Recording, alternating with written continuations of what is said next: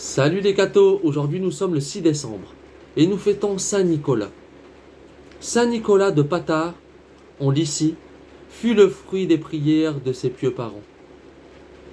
Il eut l'esprit ouvert aux choses divines dès sa plus petite enfance. À peine sut-il manger qu'il sut jeûner. Et l'on rapporte même que, le vendredi et le samedi, il ne prenait qu'une fois le sein de sa nourriture. Il avait un oncle évêque qui, voyant avec admiration les vertus de Nicolas, l'ordonna prêtre dès qu'il eut l'âge requis et fit de lui cette prédication. Il sera la consolation des affligés, le sauveur des âmes en péril, le bon pasteur qui rassemble ses brebis égarées au bercail de Jésus-Christ. Une de ses premières œuvres fut de sauver l'honneur de 3 filles exposées à la perte de leur vertu. Il les dota toutes, l'une après l'autre, et il le fit si discrètement que c'est à la fin seulement que le père, touché d'admiration, surprit la main du bienfaiteur. Après un pèlerinage au lieu saint, Nicolas se retira à Myre, espérant échapper aux honneurs qu'il voulait éviter avec tant de soin.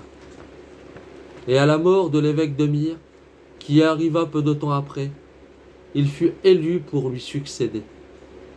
Dès lors, il s'appliqua à devenir le modèle de son troupeau.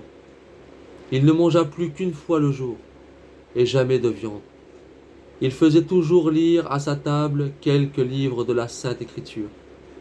Ses nuits se passaient en oraison, et la terre dure était sa couche pour le peu de repos qu'il prenait. Levé, avant le jour, il réveillait ses clercs pour chanter des hymnes et des psaumes. Aussitôt le soleil parut, il allait à l'église et employait le reste du jour à ses diverses fonctions pastorales. Nicolas, sous la persécution de Dioclétain, fut jeté dans un cachot et mis à la torture. Mais on n'osa pas le faire mourir, par peur de la vengeance de son peuple.